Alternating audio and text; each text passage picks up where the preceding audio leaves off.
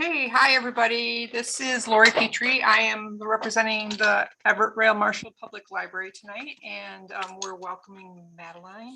And could you tell us a little bit about yourself before you get started with your presentation? Yeah, of course. I graduated from Marshfield High School in 2016, and I think this month I've been here with my family, obviously, for about 19 years. And I left to go to Chicago at Loyola for undergrad with a major in history and a minor in English, and came home for the pandemic and decided grad school was my best option. So we've been doing public history since the pandemic started. That's And great. I've been volunteering at the Upham Mansion for I think about 10 months now. A lot of good experience. And thank you for coming today, and thank you all for joining us. And I'll let you take it over. Awesome. Thank you for having me. Okay, so I'm going to share my screen with PowerPoint, hopefully. Okay. So behind closed drawers, the garments found in the Northwood County Historical Society's clothing inventory. Boy, here we go. Okay, so the past year at the Upham Mansion, according to the intern. So we've done inventory. I didn't start the inventory. There were several volunteers and Kim that started it and laid the groundwork for it all before I came in, I think, mid-September. And then they were also doing tours by appointment. I wasn't doing tours. I was just doing the inventory and exploring all the cool clothes. And then we did more inventory, and then the pie and ice cream social, which I helped with. I helped cut pies and wherever I was needed. And the pie and ice cream social kind of marked a step away from the inventory and into working on a variety of different things, most of which have been kind of inspired by Marshfield's 150th anniversary coming up in 2022. And before I get any further, I should probably mention that I'm not an expert. I've done some research on garments inspired by a sewing hobby that I rediscovered during the pandemic, as so many of us did. So if you have any questions, feel free to ask. And if I get something wrong, please feel free to correct me. I'm here to learn just as you are. So I narrowed down the inventory steps to five main steps. So we identify the garment and hopefully find a catalog number for it. We enter that information into Excel. Then we take a photograph of it. And then we do a preservation step and storage. The way I've structured this talk is kind of around these steps. So I'll break down what we do during each step, and I will also highlight a garment that we have in our collection, probably one that I think is pretty cool. It's what has been happening, and a lot of them are based off of the exhibit that we have up on the second floor right now. And this garment is, I believe it's a child's dress. I think it's an FIC, so found in collection. We'll learn a bit more about that in a minute. But the embroidery on this is what caught my eye. I've been loving that. So the first step is to identify the garment. And I kind of feel a little bit like Sherlock Holmes when I do this initial inspection. And I've learned a lot of things about garments. That's how I've done it, at least. And we hope to find a deed of gift that goes with it, or a name associated to it can get us to a deed of gift. So the deed of gift is a document that anyone who donates something should have to do. And it just outlines who you are, what you're donating, and any information you have about it. And that enables us to give it an accession number, which we'll talk about in a minute. But this garment right here, I believe is an FIC, but the men's coats I found kind of cool to look at. There are lots of surprise pockets for me because I don't wear men's clothes typically. But here you can see a pocket, this little white strip right here, and there's another one over here. And I did a bit of research on it. I couldn't quite figure out what it was for, so if you know, let me know. But in this pocket over here, there's actually a wad of fabric, which I believe is just extra coating material. But one of my fears, I have learned, is plunging my hands blindly into pockets of old garments. So that has been, we have slowly conquered that, but especially in the case of all the three-piece suits that we have. And here we are looking at a suit that was worn by William Upham. And inside the pocket of, these are the pants of the suit, but inside the pockets of the pants and the jacket, there are tags like this. And you have the tailor, the city, and then who it was made for, in this case, Mr. William Upham, and the date it was made, which is February 8th, 1911. So that's over 110 years ago. And this has actually been really nice for identifying garments, just because we have a name to connect to it. And once off the rack suits became a thing, it gets a little bit more tricky to nail down who it's related to. But the Upham family came to Wisconsin in the 1880s, I believe, and they were involved in a variety of businesses in the central Wisconsin area before Mr. Upham opened the Upham Heads General Store on North Central Avenue here in Marshfield. So the accession number for this, we were able to trace it back based on the last name, is 2002.03.02 A, B, and C. So 2002 is the year that it was donated to us. The 03 is the number of donation it was that year, and 02 is the number with object within that donation. And then the A, B, and C tells me that there are three parts to this donation. So the end of step one results in this tag over here on the hanger. This hanger isn't ideal, and we'll get into that later. And then there are smaller tags on each of the garments as well, usually attached to a buttonhole. And if there's not that, then placed in a pocket. But the three-piece suit, fun fact, was developed by King Charles II of England in 1666. Well, someone developed it for him, obviously, but he liked it, so he made sure everyone in his court was wearing it, and he was wearing it. It was just the hot thing that year.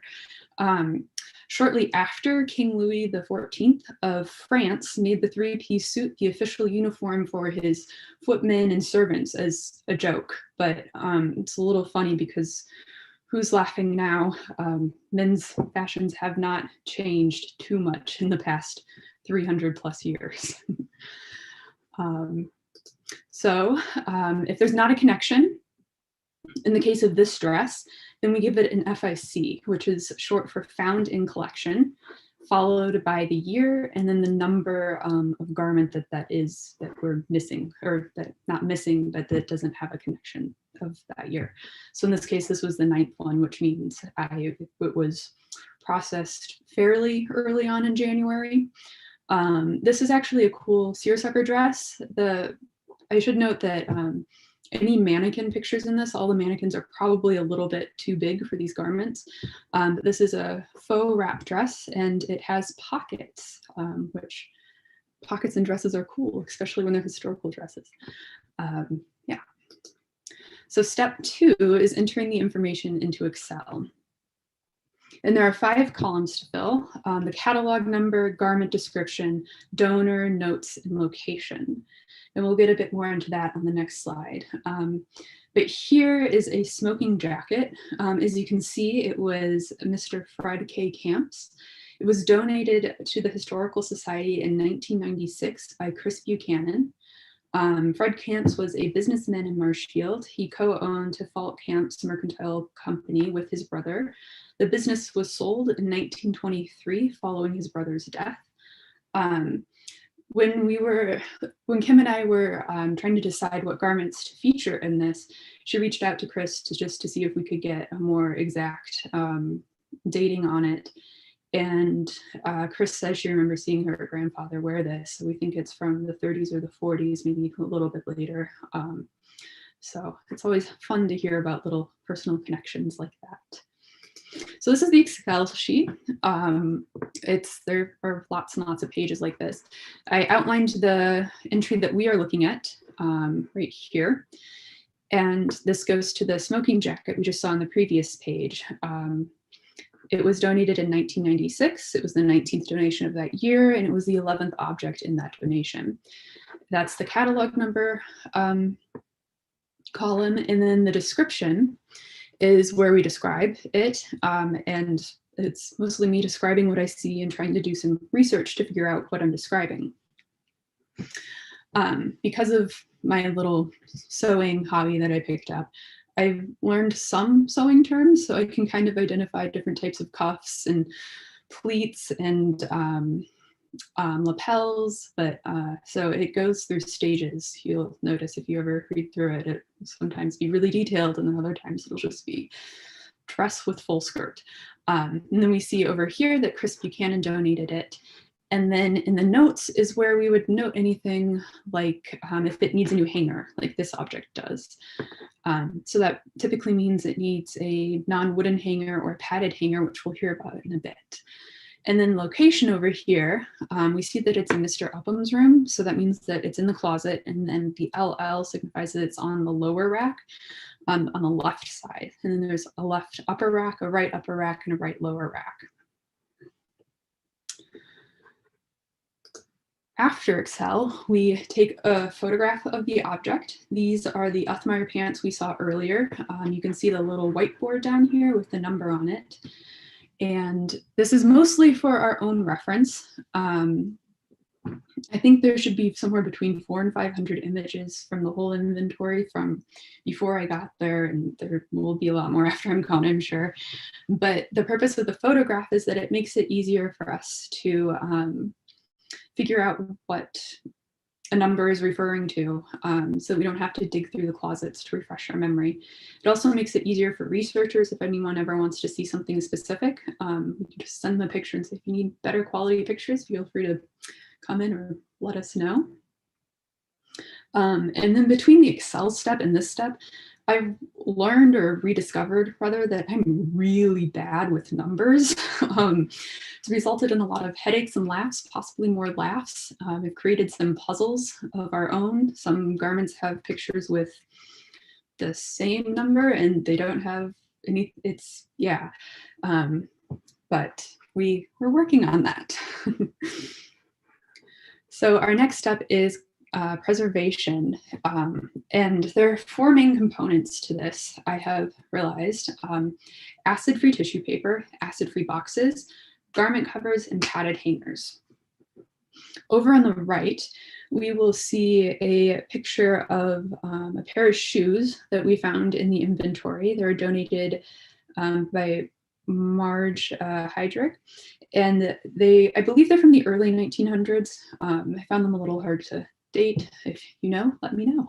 But you can kind of see the beading and then like the way the leather has just molded, and then the sole of the shoe is really cool too. But then you also see tissue paper in it, and that's acid-free tissue paper, and provides a bit more support for the shoe because it's fairly fragile and can fall over a bit. But when we found the shoe collection, most of the shoes either had newspaper or plastic in them. And that's bad for not just shoes, but all garments. It tends to degrade, damage, destroy the garments, the objects. Some other ways it can do this is like shattering from silk is worsened by these things. Historical silk often shatters because silk was sold by its weight. So people would add chemicals to it to make it heavier, but those chemicals damage the garment in the long run, unfortunately. And then heavy beaded garments that are on hangers also struggle because they're heavy and the seams are not super strong / meant to last 100 years. Moth holes stretching from being on hangers, creases from folds and shoes. But luckily there are ways to prevent this. So we've discussed the tissue papers with the shoes. And the next one is boxes. Instead of having things hanging, they can go into a box, acid-free preferably, but if we can't get our hands on acid-free, we go for, we'll line it with acid-free tissue paper. But boxes aren't cheap. Some of you might remember the adopt a wedding dress event that Kim and the rest of the board put on a few years ago. Wedding dress boxes from the archival company that we prefer are about $65 at like base, like bottom. And then other dress/garment boxes, which are smaller, not quite as big as wedding dress boxes, are right around 30, usually a little bit more depending on what you need. Shoe boxes are about 20, hat boxes are about 20. So I feel like I should be asking for donations right here, but and then the other way that we could use help is with if you need something to replace your stress-induced mask sewing. I have sewed a handful of garment covers, and I'm currently working on a pattern. It's 4 straight lines. I don't sew well. I could do it. And we will provide the fabric and the string, obviously. It has to be an undyed special cotton muslin. But we will have a pattern soon, hopefully. And then the same thing goes for padded hangers. It's a lot nicer and easier on the garment to have that extra padding, and the batting that a lot of people use in quilts is perfect for this. We have found, so if you have larger scraps, we'll take them, I think. But the wood hangers that we saw earlier also cause damage to and discoloration to the garments that they're holding. And the way that a lot of skirts are stored with the little pinchy hangers, the rubber will leave residue on the garments, which is not ideal. So we try to put them in boxes where we can. And then another challenge is storage. At present, everything, this is very typical for small town historical societies, I've learned from other people in my graduate program, but a lot of our things are in dressers lined with acid-free tissue paper. We have closets. I meant to take pictures of those. I thought I had some because they look really pretty, and I'm really proud of the work that we've done. And then we also have shelves of boxes and boxes under beds, and yeah. So this is a picture of what we have on exhibit right now. We'll see a dress from 50s-ish over here, a pair of overalls that Marilyn Hine donated, and then this is one of our more recent donations in 2021. I think it was our 2nd or 3rd. It's a pair of hunting pants. And then we have the overalls, and one of the reasons I've loved looking at clothes is just to see how everything was repaired constantly. As you can see up here on the thigh, and then down here where everything was folded. And this garment also shows how folding garments isn't great, because these pants have been hanging for the better part of, I think, like a month, and the folds are still there. So it would be ideal if those would have been baffled with tissue paper, which is essentially just accordion folding tissue paper, so that the creases aren't quite as harsh.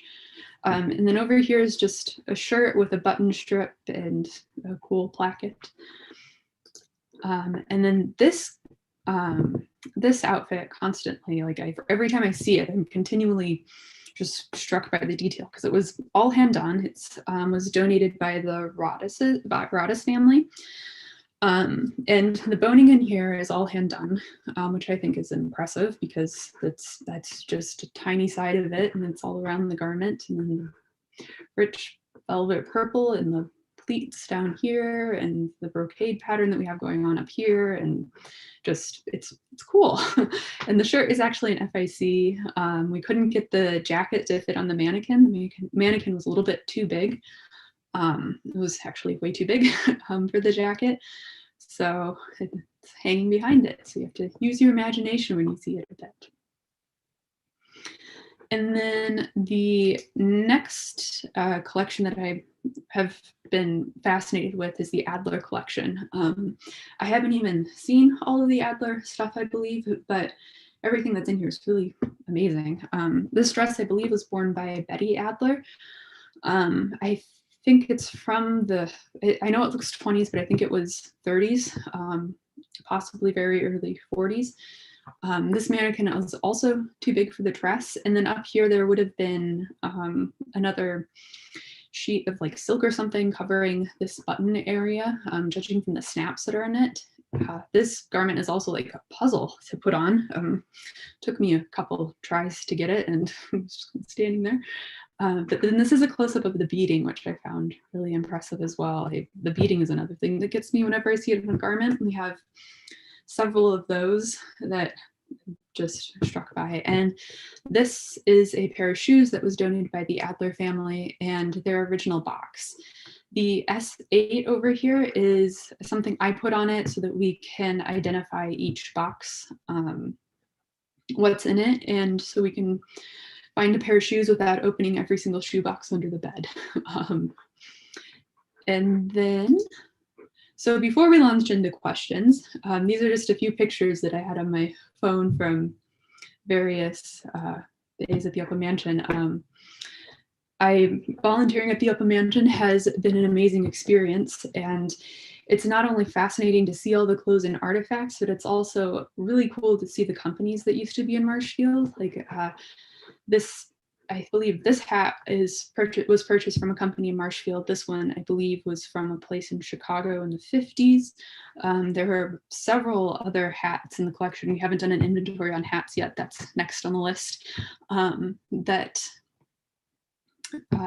That are from Marshfield as well, as long as several other garments like have Marshfield in them, and that's just not something you're used to seeing in any town, but especially having grown up in Marshfield the last 20 years.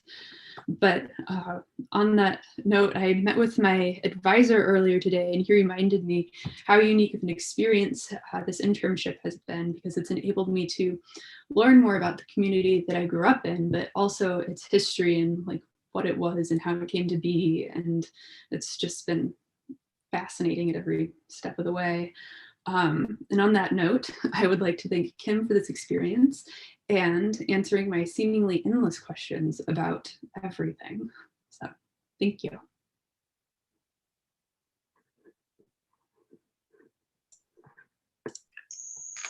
Thank you for sharing with us, Madeline. If anybody has any questions, you can either add that in the chat or in the Q&A, and we'll start taking those now.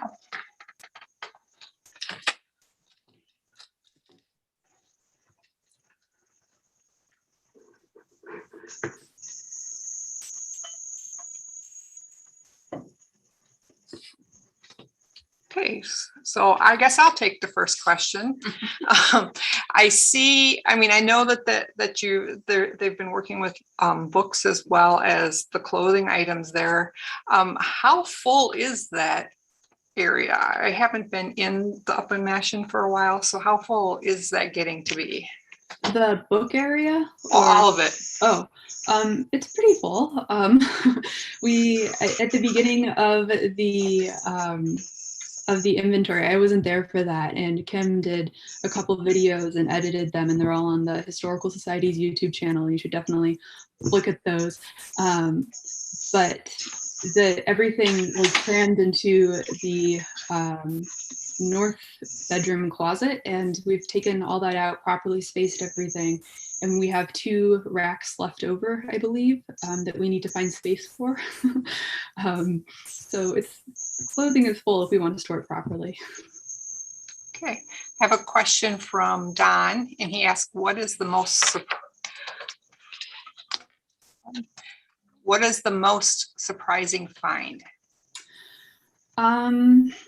Pretty early on, I went through the hats, and the feathered hat pictured here just keeps coming back to me. I couldn't tell you why. I think it's really cool. But then there's also in the dresser, in the little alcove before you go into the bathroom upstairs, on the top drawer, there's like these little mink faces, mouse face looking things that are just right there on the top of the drawer. The first time I opened it, it jumped, but it's attached to a scarf thing that I should know the word for. Okay, The next question comes from Catherine. She says, I'm the great granddaughter of the upstairs maid in the Upham Mansion. Go ahead, she's a bunch. I'm sorry. No. Okay, and she says she's also a costume historian, and I am considering launching a YouTube channel on heritage sewing to support my authorship. Ooh, that's exciting.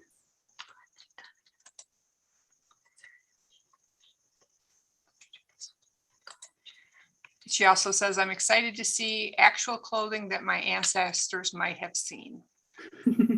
That's also been a really cool experience or part of this. And then when you see pictures too of people in the garment, especially the wedding dresses, since I didn't get to see those, or I haven't seen those yet, but I've seen a couple of pictures.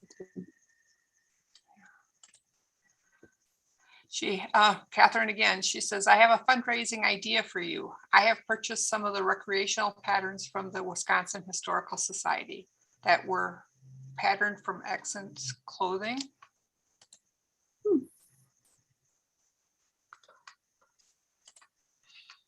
Okay. This question is from Lori. She says, have all of the clothing items been inventoried? If not, what would you estimate the number of items left to be? What would you estimate the number of items left to be inventoried? We haven't done the hats yet, men's or women's, and we haven't done men's shoes. Frankly, I don't know, but I know that the bulk of it is done. And there are always bits and bobs, that pile. Look, I'm jumping to Kim because she says purses need to be done as well. Yes, purses and accessories, yes. Those are also really cool. Awesome. Okay, this is back to Catherine. She said, would you consider developing patterns from garments and offering them via PDF? Or perhaps self-publishing the photos from the collection and selling it? That could be really cool. Yeah. My pattern development skills tap out at garment bags with 4 straight lines, but that's a really cool idea. So I know there's a huge historical sewing community online that I've found through trying to identify various garments. Okay.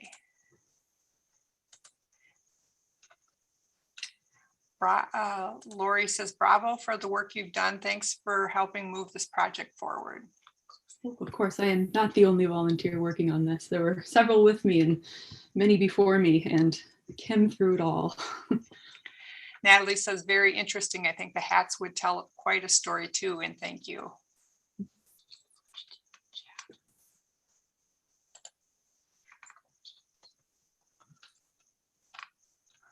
Okay, so I have a question through the chat here. Have there been questions from local theater groups on what type of costume should be used? This is from Barb. That's an excellent question that I think Kim would be better suited to answer. I've only been here during the pandemic when theater has been kind of quiet. But I would imagine that the Historical Society would be a great resource for that. Kim has sent us a couple things. She says it's there's so many stories and that no one has connected with us specifically for that. Okay, back to Catherine. She said, I saw one of your YouTube videos that there are some items that look 18th century. It's too bad that it is such a long commute from Oregon, or I'd help. And then she wanted to know what the oldest one that you've found. Ooh, Oh. Definitely 1800s. This might be one of them. There was this collection of shirtwaists that were really cool to look at. I couldn't give you an exact date.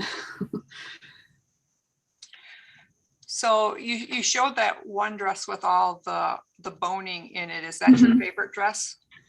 One of them, yeah, that's another one that keeps coming back into my mind when I think about the dresses I've worked with. That's definitely It's one. very beautiful.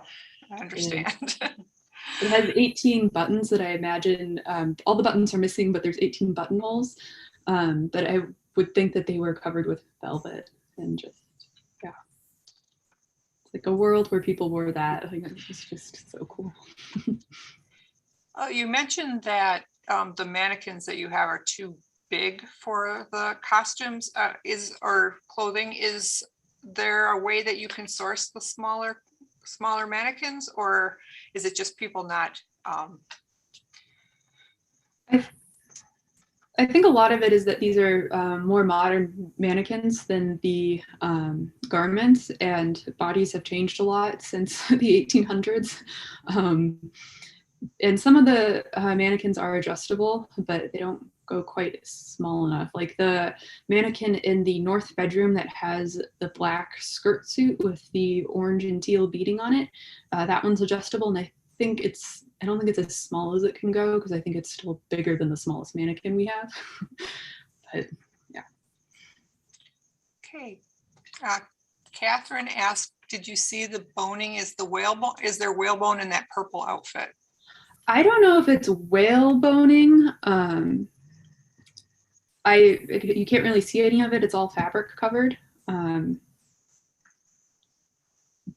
it wouldn't surprise me, I suppose.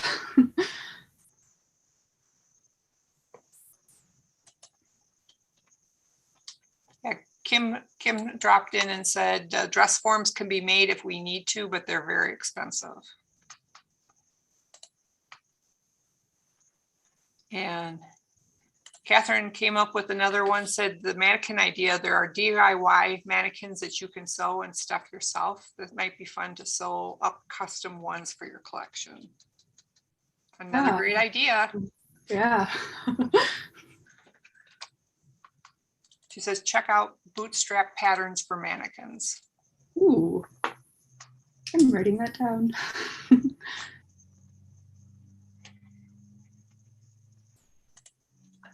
It looks like they're on Etsy. Okay.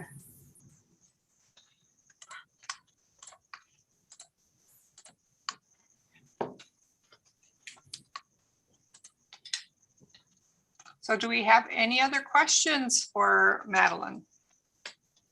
Madeline, sorry, I said it wrong.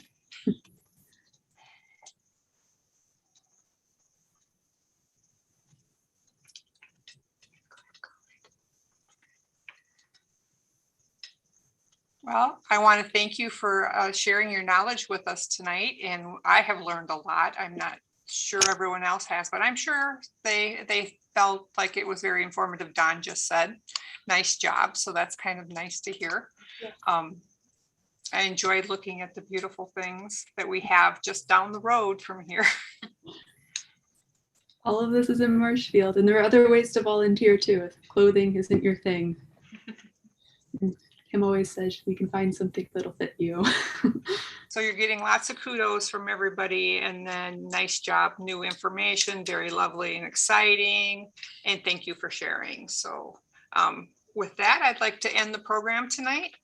And do you have any closing words for us? Thank you for coming, and thank you for listening, and thank you for sharing all of your ideas as well. I'm here to learn.